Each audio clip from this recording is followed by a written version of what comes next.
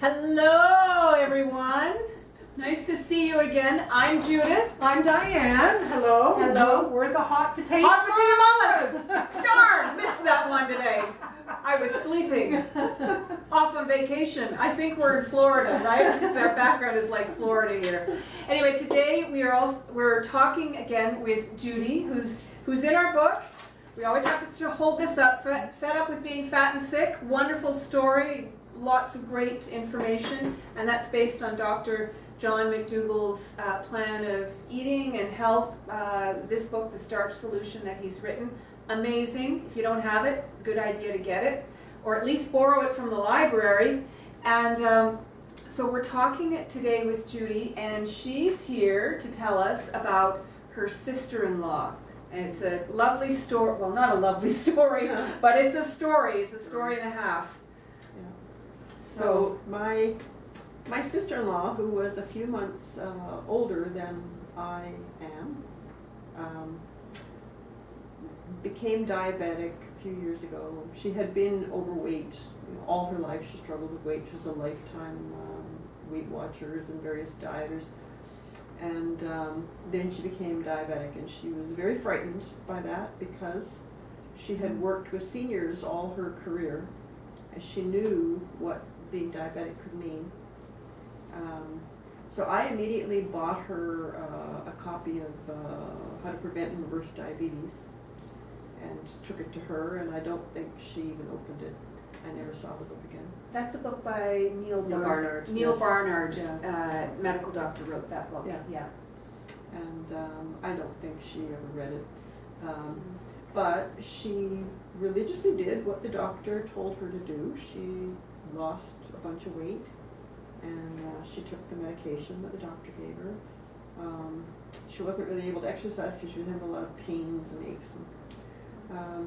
But the diet that she was given to lose the weight was sort of eat half portions of what you've always eaten. So, eat half as much of the food that got you here as she would have normally eaten. So it was, I call it the half a tuna sandwich on white bread diet. Oh gosh. And she just wouldn't even hear anything that I was trying to tell her about what I was eating. I think she thought I was a little cracked to eat the way. Mm-hmm. So then she began to develop heart problems, and she was retaining fluid, and her legs started to swell, and then they got so bad that she couldn't walk. And when you reach a certain level of fluid retention, it starts oozing out through your skin, and so she was oozing fluid for maybe a year. And she had nurses coming 2 and 3 times a day to the house to change all the dressings, and she had to sit with these absorbent pads under her legs with her legs up, and it was just absolutely awful. And she was seeing, I think, 3 different specialists for the diabetes, for heart disease, and for something else. And so one of her sons would drive her to the doctor, and they would adjust her medication for the diabetes or the heart disease or whatever the other thing was. And her son said to me that every time they leave the doctor would say, "You're doing really well, that's great, your numbers are terrific, And so my nephew said, well, then why does she have to come back here every 2 weeks? She's not getting any better, she's getting worse. And once you have 3 specialists telling you what to do and advising you to take this, eat that, and then they started kind of squabbling a bit. Well, you shouldn't be on that dose of diuretic or whatever. But they were doing that through her, so she was expected to go back and tell this doctor that doctor didn't like what she was on. And that's a pretty disturbing situation to be in. Anyway, so she was just getting worse and worse, and then she started to be hospitalized, and she was hospitalized 2 or 3 times, I'm pretty sure. And they would get her stabilized. We've all heard that word, stabilized. As soon as she was stable, then they'd send her home, and she'd start again on this round. And eventually, she died. But I've said to so many people since then, we all die, everybody dies of something, but she died of everything. She had everything that you could possibly have. She couldn't eat, she was in pain, it was a miserable existence. So one of the things that kind of keeps me on the straight and narrow is that I really want to avoid having that sort of end to my life. And I want to avoid, as much as I can, my family having to help me through that, you know, God, yeah. drive me to those places, and, you know, and go back and forth to the drugstore and change my medications and all of those things that go with that. Yes, we do all die. At Yeah, some we point, do. sure, yeah, but I'd like to drop dead tomorrow. Well, not tomorrow. But you know, yeah, I might be out doing what I'm doing today, and tomorrow, bam, done. Yeah, happy, healthy dead. Yeah, dead. Yeah, that's it, happy health.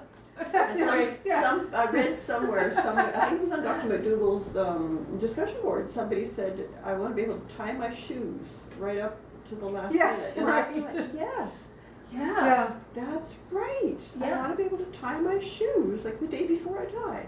Yeah, it's just, well, I've just said, I just like to get old and just wear out, you Yeah, know? yeah, Everything yeah. just sort of gets used up. Go to sleep one night and not get Yeah, up. just drift away.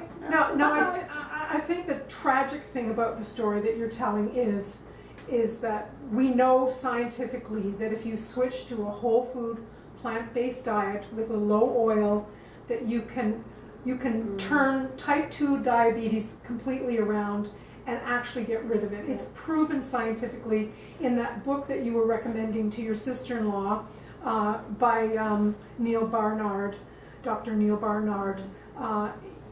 She didn't have to have that ending. No. She could have turned it around, and that's the tragic part for you, is that you watched her go downhill because of the choices that she made at that point of her in her disease, and right? knowing that there were choices and it could have been a different outcome. Yes, yeah. It's so unfortunate, Yeah. I know, it's, Yeah.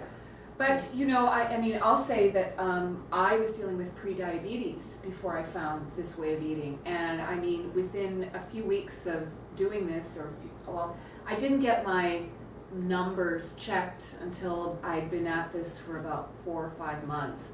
And it was gone. My pre-diabetes, gone. My high cholesterol, gone. My fatty liver, gone. And, you know, it's like, yeah, that's how it works.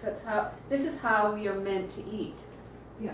And my arthritis is gone. Yeah. And you haven't had another cardiac Mhm. incident since you No. started this. So between the three of us, we're off of X number of medications. We have cured our diseases. Yeah. We're beating a whole food plant-based diet. So Yeah, we're the exactly. proof in the pudding. And it's so, Yeah. it's so, Go girl! yeah. Yay, Judy! so empowering to know that, you know, I can do this. Yes. You can. You can do this, you can do this. Yeah. Yeah, it's Yeah. actually very easy to eat this way. Very Yeah, easy. the simpler you do it, the better. And we're Yeah. gonna have an upcoming video where we just show how easy it is to eat Yeah. this Yeah. way. Yeah. It's not a Yeah. sacrifice, you know. No. Yeah. It's much better than half a tuna sandwich on white bread. Oh Yeah. my. Much easier to do, so much easier to do.